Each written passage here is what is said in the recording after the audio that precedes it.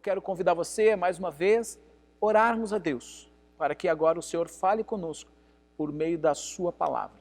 Amém? Feche os seus olhos, se for possível, recline a sua fronte e vamos orar. Pai, nós queremos, no nome de Jesus, nos colocar mais uma vez diante do Senhor e clamar a Deus para que Tu fales conosco por meio da sua palavra. Senhor, a Tua palavra, ela é a verdade mais absoluta que existe. Não existe nada tão concreto e absoluto na terra quanto a Tua palavra. E por isso nós queremos clamar, Senhor, para que o Teu Espírito nos ajude nessa hora, que tenhamos entendimento da Sua palavra, que o Senhor nos revele as Suas verdades, que o Senhor fale conosco. É o que nós clamamos a Ti, Pai, no nome de Jesus. Amém. Hoje eu quero compartilhar contigo algo que o Senhor, essa semana, veio queimando no meu coração, e eu coloquei por título, o Deus das totalidades, o Deus de tudo, o Deus que é soberano sobre todas as coisas. Mas eu queria andar contigo, viajar contigo um pouco, do princípio ao fim, e entender o que o Espírito Santo está querendo falar conosco sobre esta verdade. Primeiro, eu queria que você imaginasse lá no princípio, na criação, quando Deus acaba com a sua obra, nós sabemos que Deus criou céus e terra. Então, todas as coisas foram feitas por intermédio dele. E ao fazer a criação, Deus se expressa, Deus se manifesta em meio a esta criação, e nós encontramos na criação uma harmonia perfeita. Nós encontramos na criação a plenitude de todas as coisas, nós encontramos a plenitude de vida, nós encontramos a plenitude nos relacionamentos, a gente vê uma integralidade na criação, na relação homem com Deus, homem com o seu próximo, o homem com a natureza.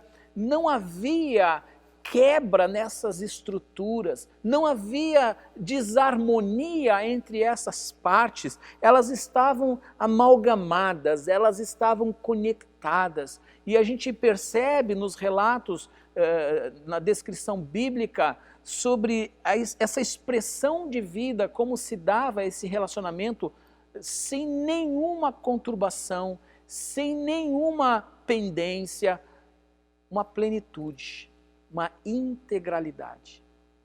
Mas nós sabemos pela narrativa bíblica também que houve um momento em que essa estrutura foi quebrada, que essa relação foi comprometida. Nós sabemos que a realidade do homem mudou absurdamente. Ele já não consegue mais, de forma alguma, desfrutar dessa abundância, dessa plenitude, dessa conexão. Ele está partido em relação a Deus, ele está partido em relação à natureza. É tão interessante, eu estava vendo algumas reportagens, algumas matérias, de que por conta dessa quarentena mundial, a biosfera, ela meio que reagiu a essa quarentena do homem, e reagiu positivamente. Os níveis de poluição, os níveis de degradação, é como se a biosfera fosse se recompondo, se refazendo a partir da ausência do homem. Você percebe o quanto o homem se tornou danoso ao seu meio, e ele é danoso não apenas ao meio ambiente, ele é danoso ao seu próximo. Quantos homens são danosos nas suas casas? Uma das coisas que as estatísticas aí têm demonstrado é que a Lei Maria da Penha disparou, né? Porque os homens passaram a ficar nas suas casas e muitos agredindo a família, agredindo a esposa. O homem é danoso, o homem ele degrada, está na natureza, as coisas são quebradas, desfeitas, desintegradas a partir da sua natureza, da sua espontaneidade, que é a imagem deste homem caído, a imagem deste homem afastado de Deus, distante de Deus. Mas a boa notícia é que o Senhor tem agido para reverter esse quadro. Tem uma boa notícia para você. Existe um plano em ação sobre a face da terra.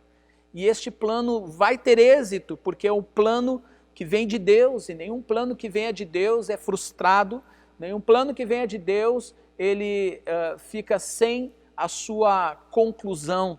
Ele começou uma boa obra e ele é fiel para completar. E eu quero falar para vocês sobre uma promessa de restauração da parte de Deus. A restauração em todas essas partes quebradas, o Senhor vai religar, o Senhor vai unir novamente. Abra sua Bíblia no livro, nós vamos ler alguns textos, tá? Mas o livro de Atos, capítulo 3, a partir do versículo 19, num discurso que o apóstolo Pedro fez, aqueles que estavam ali em Jerusalém e ouviram e viram o episódio de Pentecostes, né? E muitos ficaram confusos, sem entender o que estava acontecendo, alguns suspeitaram até que estavam bêbados, e Pedro então se levanta num discurso explicando o que estava acontecendo, que não tinha nada a ver com bebedeira, era de manhã ainda, e ao longo da sua fala, ele vai chegar num ponto onde no verso 19 ele fala para os seus ouvintes, e essa fala vai valer para nós ainda hoje. Arrependei-vos, pois, e convertei-vos, para serem cancelados os vossos pecados, a fim de que da presença do Senhor venham tempos de refrigério, olha só, venham tempos de refrigério, e que envie Ele, no caso o Pai, envie o Cristo, que é o Messias, que é o Salvador, que já vos foi designado. E ele dá o nome de quem é esse Cristo, esse Messias Salvador, é Jesus. Ao qual é necessário que o céu receba até os tempos, ouça bem isso, até os tempos da restauração de todas as coisas, de que Deus falou por boca dos seus santos profetas desde a antiguidade. Ouça isso. Se por um lado houve sim uma queda que arrasou o planeta, o apóstolo Paulo em Romanos ele vai descrever um pouco sobre isso, arrasou a humanidade, arrasou a natureza. Agora aqui o apóstolo Pedro está trazendo a lembrança, trazendo a memória, essa promessa antiga, promessa que desde os profetas do Senhor já havia pré-anunciado, dizendo que ele levantaria alguém, um Messias, um Salvador, um enviado de Deus. E aqui Pedro está registrando quem é este, é o Senhor Jesus, e ele passou por toda aquela experiência de ser morto, ser crucificado, mas ele ressuscitou, e o texto aqui vai dizer que ele foi aos céus, ele foi para a presença do Pai, até que se cumprisse o plano. E ele está dizendo que dentro desse plano de Deus, convém que ele esteja junto com o Pai, para que haja a restauração de todas as coisas. Deus abriu uma janela no tempo, por conta do pacto que Deus fez lá no passado. Deus manifestou uma aliança com um homem chamado Abraão, e dentro desta aliança, Deus prometeu que todas as famílias da terra seriam abençoadas como fruto daquela aliança que Deus estava firmando com Abraão. Abraão é o patriarca de uma nação, a nação de Israel, onde essa nação nasce, então, dentro deste pacto de aliança. No entanto, a promessa que Deus fez a Abraão não é que somente os seus descendentes físicos seriam abençoados, mas ele estende essa bênção para todas as nações. E aqui o apóstolo Pedro está fazendo uma conexão da pessoa de Cristo Jesus como sendo este elo abençoador, conector entre aqueles que são frutos da promessa natural, de descendência natural, com aqueles que são frutos da promessa das nações.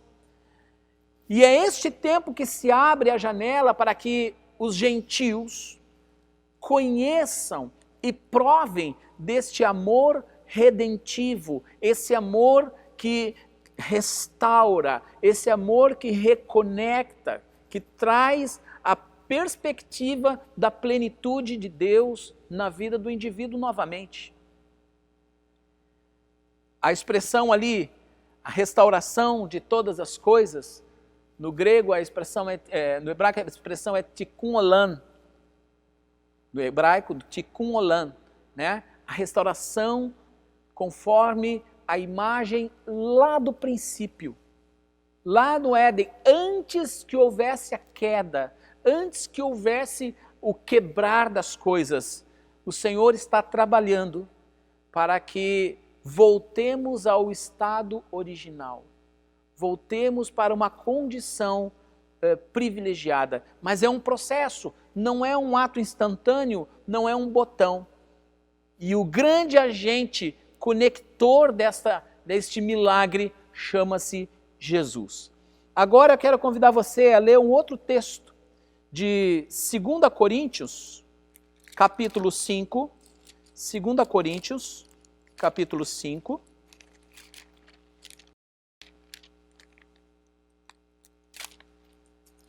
dos versos 18 até o verso 20. 2 Coríntios 5, do 18 ao 20. Olha lá. Ele vai dizer assim: ora, tudo provém de Deus. Eu quero que você esteja atento às expressões tudo, todo, ok? Tudo provém de Deus, que nos reconciliou consigo mesmo por meio de Cristo e nos deu o ministério da reconciliação. Olha só, a vida toda, a plenitude vem de Deus. Ele está dizendo que Deus traz seu Filho Jesus como o agente da reconciliação deste homem perdido e quebrado com esse Deus pleno, santo, puro, bom e verdadeiro. Jesus faz essa conexão, essa religação. Jesus é o agente. Mas não apenas isso. Uma vez que ele fez esta obra na minha vida, fez essa obra na sua vida, nós passamos a estar ligados a eles, conectados a ele, como se fosse um só corpo, e automaticamente, a partir daí, ele nos faz também sermos agentes desta mesma reconciliação, promovendo no mundo as ações de reconciliação, seja entre as pessoas e Deus. Somos agentes de reconciliação entre pessoas e pessoas, e somos agentes de reconciliação do homem com a natureza. Que fantástico, que missão! Ele diz mais, a saber, que Deus estava em Cristo, reconciliando consigo o mundo, não importando aos homens as suas transgressões, e nos confiou a palavra da reconciliação. Você, Igreja de Jesus, tem da parte de Deus essa confiança. Ele confia em você a palavra da reconciliação. É essa palavra que uma vez proferida, uma vez lançada para o teu parente, lançada para o teu amigo, para o teu vizinho, para o teu colega, você promove essa mesma reconciliação destes indivíduos com o autor da vida. Olha como é importante entendermos aquilo que Deus tem feito nas nossas vidas. De sorte que somos embaixadores em nome de Cristo, como se Deus exortasse por nosso intermédio. Em nome de Cristo, pois, rogamos que vos reconcilieis com Deus. Olha que chamada. Esse Deus que é tudo, que é sobre tudo, acima de tudo, está chamando o homem que está quebrado, perdido, destruído, para se reconciliar com Ele, para nos tornarmos uma unidade com Ele, junto com esse Deus maravilhoso. E a partir daí, nos tornarmos agentes dessa reconciliação para com o mundo todo. Que missão gloriosa! Abra sua Bíblia também em Colossenses, capítulo 1, Colossenses, capítulo 1, dos versos 15 ao 20. Diz assim, preste novamente atenção nas expressões tudo, toda, está falando de plenitude, né? Este é a imagem do Deus invisível, está falando de Jesus, o primogênito de toda a criação. Jesus, o primogênito de toda a criação. Pois nele foram criadas todas as coisas, nos céus e sobre a terra, as visíveis e as invisíveis, sejam tronos, sejam soberanias, quer principados, quer potestades. Tudo foi criado por meio dele e para ele. Tudo foi criado por meio dele e para ele. Isso é importantíssimo. Ele é antes de todas as coisas e nele tudo subsiste. Olha, irmãos, isso é forte demais. Ele está dizendo que ele estava lá atuante na criação, mas ele não apenas foi atuante na criação, como ele está atuando para que tudo permaneça subsistindo. Isso é grandioso demais. Está falando dessa grandeza de Cristo Jesus. Ele é a cabeça do corpo, da igreja. Ele é o princípio, o primogênito de entre os mortos, para em todas as coisas ter a primazia. Ei, Jesus é que tem a primazia, não somos nós, não são os nossos interesses, não são as nossas conquistas pessoais, não são as nossas vontades que devem obter a primazia, mas é Ele que deve ter a primazia. O que mais Ele vai nos dizer?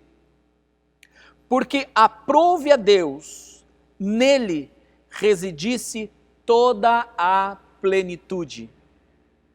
E que, havendo feito a paz pelo sangue da sua cruz, por meio dele, reconciliasse consigo mesmo todas as coisas, quer sobre a terra, quer nos céus. Olhe só, o Senhor Jesus é o elo da reconciliação entre céus e terra, entre as coisas celestiais e as coisas terrenas. Nele reside a plenitude.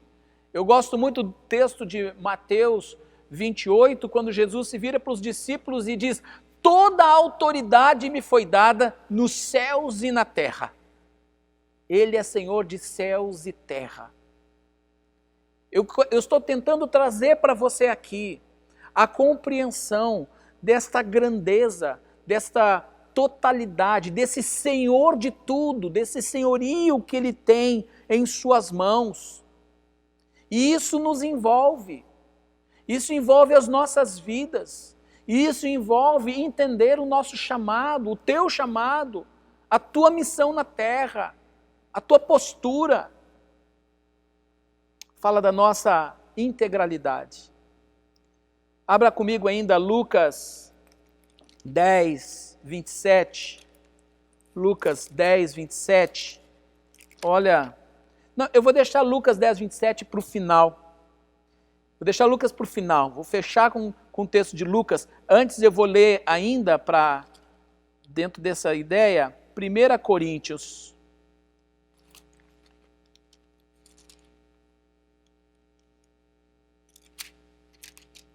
1 Coríntios 15, verso 23 até o 28. 1 Coríntios, diz assim: cada um, porém, por sua própria ordem, Cristo as primícias, depois os que são de Cristo na sua vinda. Ele está falando sobre esse tempo que está à frente, um pouco à frente, o tempo onde há a promessa da ressurreição dos mortos, e Jesus é apontado como o primeiro, né? O primeiro que inaugurou essa vitória sobre a morte, né? Aquele que ressuscitou de verdade. Todos os outros que tiveram a experiência de ressurreição, eles foram ressurretos e morreram. Na verdade, eles reviveram e morreram novamente. O Senhor Jesus não. O Senhor Jesus, ele triunfou sobre a morte. E ele cria essa experiência agora, ele faz com que essa experiência se torne uma herança para aqueles que nele crê. Então o texto vai dizer que primeiro ele, depois, quando ele voltar, aqueles que estiverem sido mortos em Cristo reviverão, ressuscitarão com ele. E então virá o fim, quando ele entregar o reino ao Deus e Pai. Mais uma vez, mostra que Jesus é o agente da reconciliação de toda a criação com o Pai. A missão de Cristo Jesus é esta reconciliação de tudo, inclusive das nossas vidas, com o Pai. Quando houver destruído todo o principado, bem como toda a potestade e poder, porque convém que ele reine até que haja posto todos os inimigos debaixo dos pés. O último inimigo, a saber, é a morte, porque todas as coisas sujeitou debaixo dos pés. E quando diz que todas as coisas lhe estão sujeitas, certamente exclui aquele que tudo lhe subordinou. Ele está falando então em relação ao Pai, né? Tudo está subordinado a Cristo Jesus, menos o Pai, né? Deus o Pai. E pelo contrário, no final, quando toda a missão estiver cumprida, a restauração de todas as coisas estiver conclusa, e o Senhor Jesus estiver soberano, governando sobre todas as coisas, céus e terra, no final ele entrega tudo ao Pai e diz: Pai, agora, de novo, nós estamos como lá no princípio.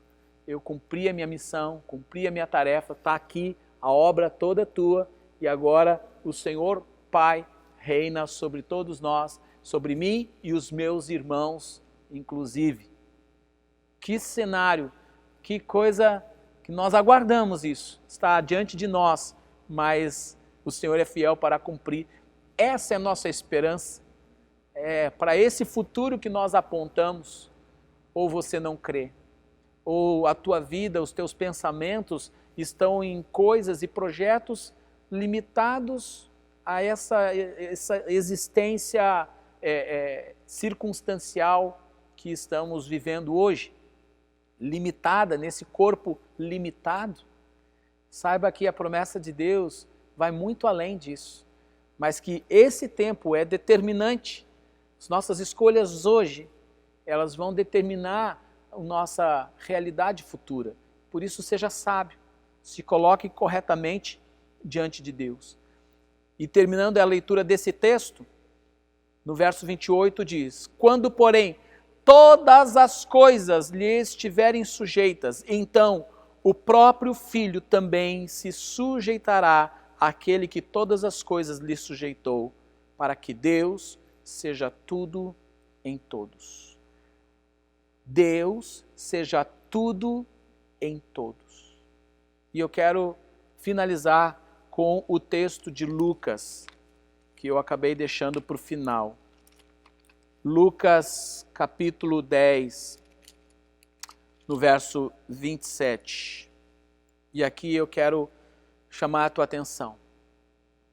Quando Jesus é inquirido a respeito dos mandamentos, o que ele considerava ser o mais importante, A resposta dele foi clara, simples e objetiva.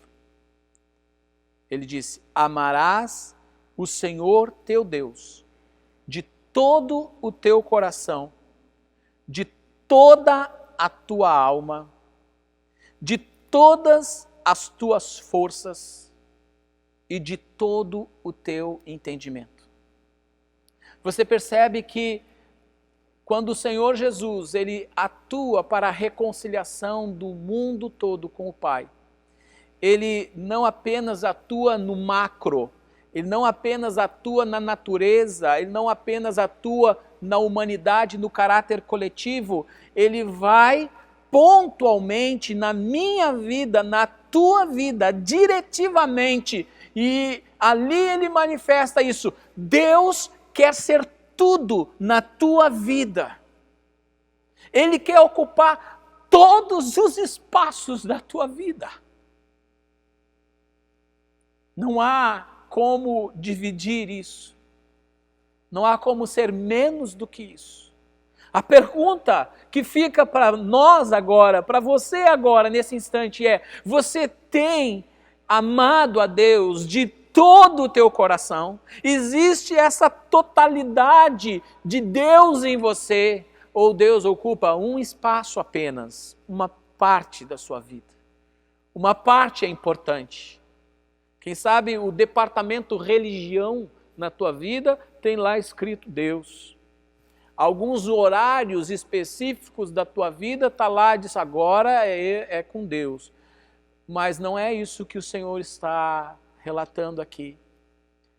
Quem tem o novo nascimento, quem prova da grandeza, da promessa do Espírito de Deus habitar dentro de ti, ele está dizendo: meu filho, eu quero ser amado por ti, com todo o teu entendimento, com todas as tuas forças, com todo o teu coração. A pergunta fica: você está amando a Deus integralmente? A expressão integridade significa todas as partes, tudo. Eu te pergunto, você tem sido íntegro diante de Deus? Ou tem partes de você que não ama a Deus? Você tem amado outras coisas, você tem amado outras práticas, você tem amado outras, enfim, quem sabe amado o dinheiro, quem sabe amado o prazer, quem sabe amado mais a ti mesmo, ou mais a um filho, uma filha, um marido. O que ocupa a totalidade do teu coração? Eu quero te dizer que o Senhor não aceita ser dividido com outras coisas. Ou é tudo, ou é nada. A chamada para nós identificarmos essa rendição completa, essa entrega completa, corações completos na presença de Deus, adoradores. O Senhor está à procura destes que o adoram em espírito e em verdade. Quem são estes? Esses que são íntegros, completos, totalmente rendidos a Deus. O Senhor é tudo para eles. Se o Senhor não for tudo para você, o que Ele é para você? Essa é a grande chamada para o dia de hoje, para que nós possamos ter essa entrega. Quem sabe, lembrem lá da festa de Páscoa, um detalhe interessante que muitas pessoas não ficam atentas. Na festa de Páscoa havia uma direção dada, que o cordeiro ele era preparado, o cordeiro era assado, e eles deveriam comer o cordeiro todo. Não poderia deixar resto, tinha que comer o cordeiro todo. O que isso fala conosco? O cordeiro representa a própria pessoa de Cristo Jesus, o Cordeiro de Deus. E o ato de comer todo o cordeiro nada mais é do que nos apropriarmos de tudo aquilo que Ele é, de toda a sua essência, amá-lo de todo o nosso coração. Hoje nós vamos refletir, vamos nos colocar diante de Deus de verdade.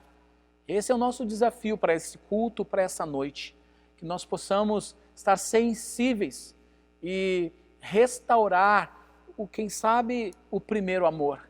Restaurar o nosso altar diante de Deus e pô-lo novamente no lugar que lhe é devido, a primazia.